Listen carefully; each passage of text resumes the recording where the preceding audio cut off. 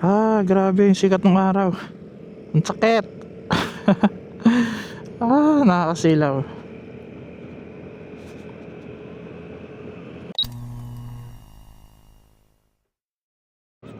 Hello guys, good morning. It's me, Casual Riding TV. And we're back with another vlog. Ang bilis nating mag-record ng videos ngayon, no? Grabe naman yung usok nito. Oh boy. Ang itim.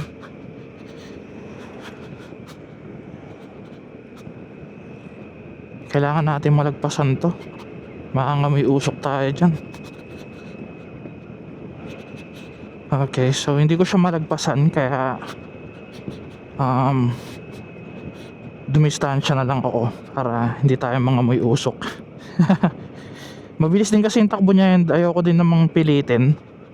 Tapos yellow lane pa to, and puro curve, kaya mahirap. Wag na lang, wag mong subukan. For today's vlog guys, we're gonna be talking about riding and safety, or safety riding, ganun. I think this is the perfect time to talk about this topic, because recently, or in just the span of 3 days, parang 3 or 4 na motorcycle accident kaagad yung nakita ko sa Facebook. Yung isa may video pa nga no? And viral na viral siya ngayon. I'm sure napanood nyo rin yun. And nakaka-alarma din kasi pabata ng pabata yung mga, or bata mostly, yung mga na-aksidente. Quick backstory lang guys, na nagsimula ako magmotor parang I think 4th year high school. Meron kasi kami motor sa bahay, kasi sila mama dati pa nagmomotor na talaga tsaka si Airpat. Kasi pag hinahatid kami sa school, si mama pa nga yung naghahatid sa amin nung elementary yun, elementary. So pag hinahatid kami yun, naangkas kami sa motor, ganyan. So naranasan ko yun, yung mga madalas natin nakikita sa kalsada na mayroong 2 bata na nakasakay sa motor, nakaangkas. So naranasan natin yan. High school ako noon, I believe mga grade 3 or grade 2 to grade 3, ganyan. So yeah, meron kami talaga motor sa bahay. And ayun, natuto tayong magmotor high school. I think I got my first license 4th year high school student. Although nagda-drive na ako nun ng kotse, syempre supervise. But yung motorya, medyo pasaway tayo na nakakapagmotor tayo. Pero ano lang, around the area lang. Like pag pupunta ako sa klase ko, or kapag magbabasketball ako, sa bahay din ng kaklase. Sa panahon namin na uso yung mga motor na yung mga XRM nga naman, alam mo yun, ginagawa nilang clip-on na ang porma ang angas. Siguro parang ilang occasion yung dumaan na sobrang hinihiling ko talaga kay mama, nabilan ako ng ganun. Pero hindi sila pumapayag kasi yun nga daw, mabilis na nga, masyadong mabilis daw yung motor, or masyadong powerful yung motor, hindi sila komportable, kaya scooter lang kami. So yeah, sa amin na uso yun sa generation namin. And may mga time talaga na ando dun na yung mga nagda-drag race, yung mga ganyan. Tapos yung mga pasaway na yung helmet, nasa siko, or nagra-ride ng walang helmet, ganyan. So yeah, kaya familiar tayo sa mga kulit o tigas ng ulo. Dati hindi pa uso yung salitang kamote rider, but nag-i-exist na yung pagiging kamote sa panahon namin.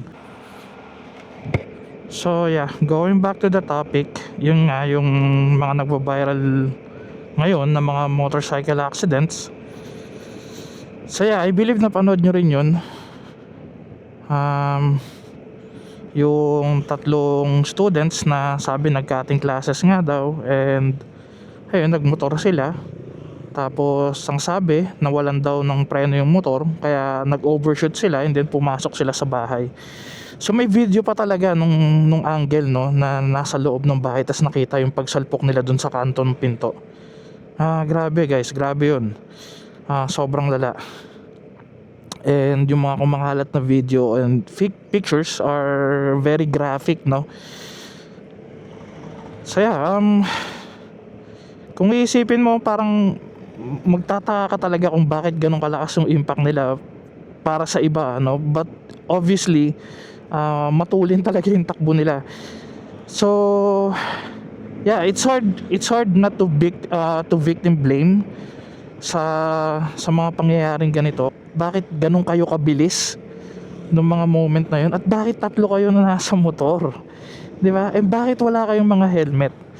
Yan, ang hirap intindihin na parang cool ba yun? Cool ba na walang helmet? I mean, back in the days, parang medyo cool pa yun na wala kang helmet, pasaway ka, or pinapakita mo yung itsura mo na maganda yung motor ko, tapos eto yung rider or eto yung may-ari, ganun ba yun? So yeah, hindi na cool yung walang helmet ngayon, guys. Mas cool ang nakasuot ng helmet.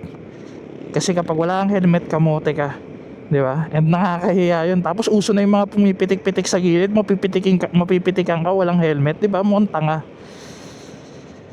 So yeah, and imagine kung ano yung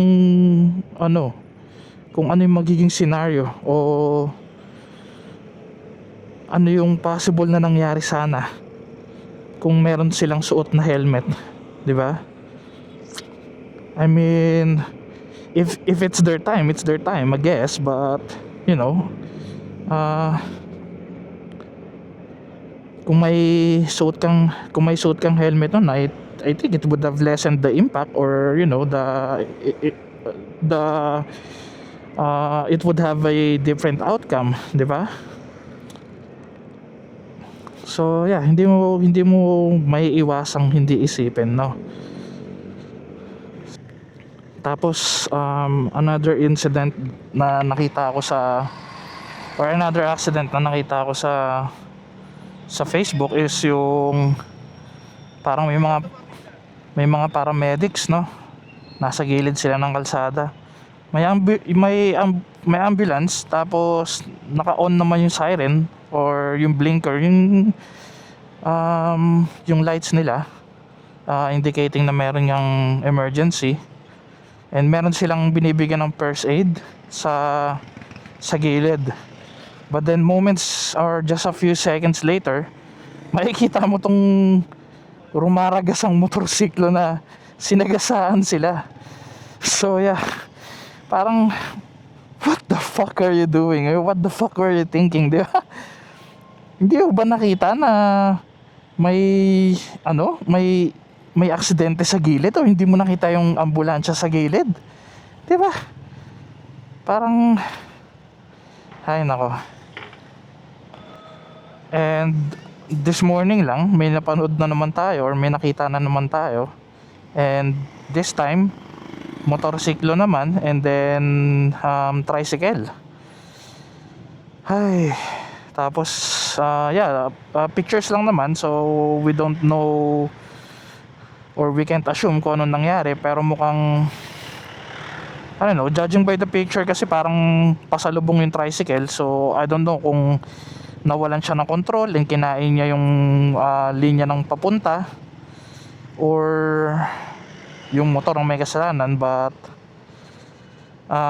again, another fatal incident, or hindi ko sure kung fatal ba, kung buhay pa ba si ate, or hindi na. But ayun, wala na namang helmet. So again, yung picture, graphic, no. As in, makikita mo talaga. Dati hindi ko naiintindihan bakit pinopost ng mga tao yung mga ganon, na kailangang ipakita yung mga dugo-dugo na itsura nila and what not. But ngayon parang pabor na ako. Why? Kasi Mukhang kailangan na natin maging graphic talaga sa mga ano eh, sa mga senaryo na ganito eh. Sa mga pagkakataong ganito kasi wala, hindi natatakot yung mga tao. Alam mo yun, sa kung anong pwedeng mangyari sa kanila. Ah, it's either hindi sila takot o wala na silang pakialam. And nakakalungkot na ganun kasi bakit? Wala ka bang pamilya na uuwian? Wala bang tao na naghihintay sa'yo? Kaibigan? 'Di ba? I mean, so ngayon lang ako dadaanan nakamotor dito. Nung first week ng training ko, nakasasakyan tayo or nakakotse tayo kasi umuulan. And siguro mga 2 times akong dumaan dito. And then sabi ko ayoko na kasi ang traffic. Nagta-traffic siya kasi maraming umihintong tricycle dyan at mga motor sa gilid-gilid. And kung makikita nyo, masikip lang naman yung kalsada. So kapag may isang huminto, hihinto talaga yung daloy ng traffic. And ayan, may school din kasi. So yeah. O tingnan nyo yan, katulad nyan, example, di ba? Helmet nasa siko. Nauna pa yung forma kaysa yung yung safety. Something's wrong with our priorities pag ganun. Ay, napakagandang umaga. Grabe naman. Ang ganda ng ganang tunog, no? Ay, gusto ko i-muffler si Figo, but wala akong pambili. Meron ba magdo-donate ng muffler dyan? Kahit ano lang, kahit tawag dito, kahit Remus lang or Polini. Nail lang yun, no? Alright guys, so malapit na ako sa work. Kaya I guess I'll see you pag uwian na natin, no? Pag end of shift na. Diyan eh. One eternity later. Hello guys, what's up? End of shift. Teka lang, naayos ko lang yung microphone ko. So yeah, nagpe-prep lang tayo para makauwi na at mukhang uulan, no? Wag naman sana. Ang hirap-hirap bumiyahe kapag nagmumotor. So yeah, ang term na ginagamit talaga is biyahe kasi it's a 40-minute ride going home from work. So ayun, so you can see, nireset ko yung trip B ko, no? Tinitignan ko kasi kung nag-estimate ako ng gas consumption ko, no? So yeah, how are you guys? Ay gagi. Hindi nakalaki yung ano ko. Hindi naka-strap yung helmet ko. Wait lang. Tabi muna tayo. Ano ba yan? Aba, meron na palang ganito dito. Detailing. Cool, ah. Tabi lang tayo sandali dito. Aha. Shallow. Z650. Ang pogi. Tama ba? Z650 or Z900?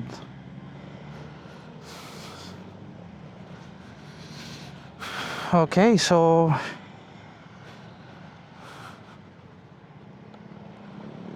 going back to our topic, ano nga ulit yung pinag-uusapan natin kanina? So, riding safe, safety riding. Yeah. So, tayo din naman, I can't say na nasa standards tayo na ng safety riding kasi basic lang naman yung suot natin eh. Wala naman tayo yung mga best or yung mga elbow pads, knee pads and everything. Wala naman tayong ganun. But I always make sure na naka jeans, lalo na kapag magla long ride, and of course naka shoes and gloves, and most importantly yung helmet. So yeah, wala man tayo ng mga gear na, you know, mga suot-suot ng mga ano, no, but at least we're doing the bare minimum, di ba? Lalong lalo na yung helmet, guys. There's nothing cool about not wearing helmet, no? Kaya hindi ko magets bakit may mga gumagawa ng ganun. CX4RR, guys.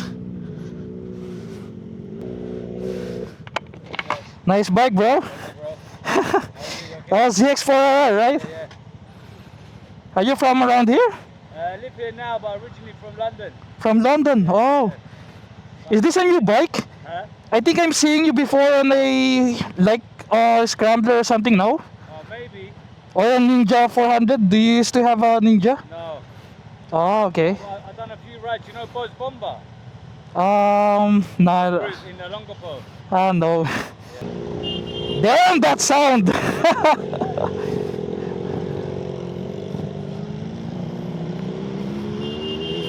Grabe, guys. ZX4RR. Look at him.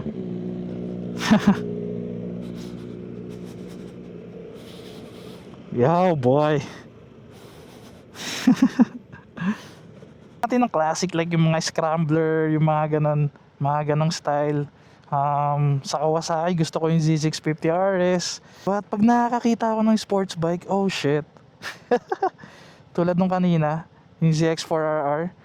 Actually kahit CX25R nga lang okay na sa akin pero sobrang close na ng price, like dagdagan na lang ng konti, naka 4RR ka na, tapos syempre expressway legal, kaya ganun. Kamukha niya si ano, no? Kamukha niya si Why Not Ride or si Why Not Sack, di ba? Yeah, kung di nyo kilala si Why Not Sack, ilalagay na lang natin, i-stitch natin yung picture niya sa video. So ayun nga, bukod sa mga sinusuot natin na gear or proper attire na sinusunod natin sa pagmumotor, of course andiyan din yung, or kasama din dyan, or pinaka importante is yung disiplina din natin sa kalsada. Magtutusok-tusok ka na naman, ha? Uwi na. Si Ian yun, kasama natin nagtitrain. Kakain na naman yata siya ng fishball. Huwag tayong yung gumaya sa mga napapanood natin. Parang problem sa mga nagmumotor ngayon is, or sa mga younger generation is, parang ang dating is mas matulin, mas cool, no? Parang ganun, like yung mga napapanood ng mga big bikes, mga sports bikes, ganyan. So akala nila yung mga motor nila is same din ng mga napapanood nila. Tapos pinapalipad, and yung influensya na rin siguro nung mga, kaya naman na-introduce yung, or nag-boom yung word na racing or banking is because of yung Marilake, di ba? So sometimes kasalanan na rin talaga ng influence or mga pinapakita ng mga influencer sa social media. So but yeah, it's them. We don't have any control of other people, but we have control of ourselves. So, di ba? Let's not put ourselves at risk. And one more thing to add is yung pagiging defensive rider or driver natin. 'Di ba? Nakikita mo lahat or ina-anticipate mo lahat na pwedeng merong ganito, pwede niyang gawin to, or pwedeng mangyari to, ganyan. 'Di ba? Yung paano ba? Hindi ko alam paano i-explain, pero nagigess niyo naman siguro, 'di ba? So hindi ka naman nagpe-predict, but you're anticipating everything na pwedeng mangyari, no? para handa ka. So maraming practice na pwede mong matutunan pag nasa kalsada ka na. But of course, mas maganda rin kung matutunan mo sa proper schools or academies na nagtuturo ng tamang pagmamaneho o pagmumotor. Okay, so we've come to this part, guys, where I have to end my vlog now. Hopefully nag-enjoy naman kayo sa kwentuhan natin. And at the end of the day, nasa sa inyo yan kung paano nyo dadalhin yung mga sarili nyo sa kalsada. But I pray na you guys will always stay safe and away from any danger, no? Tulad nga nung sign na ganyan na nakaturo sa baba. So, di ba? Two wheels down, brother. So yeah, again, this is Casual Riding TV, and I'll see you on my next vlog. Bye for now. Ride safe and stay safe.